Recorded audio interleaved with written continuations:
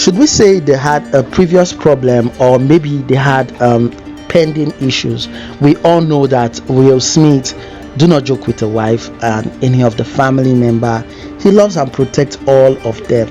But yeah, I think his actions was a little more extra, knowing that the guy Chris is a comedian and that's a stage. But well, anyway, it's a lesson that everyone should learn. And yes, not everybody actually take the nonsense of cracking jokes with their family members or relative on stage. Anyway, enjoy the video here. Don't forget to subscribe. G.I. Jane 2, can't wait to see it. All right.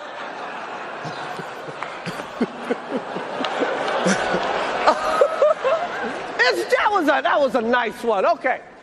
I'm out here. Richard. Oh, wow. Wow. Will Smith just smacked the out of me. Keep my wife's name out your mouth. Wow, dude. Yes. It was a G.I. Jane joke. Keep my wife's name out your mouth. I'm going to, okay?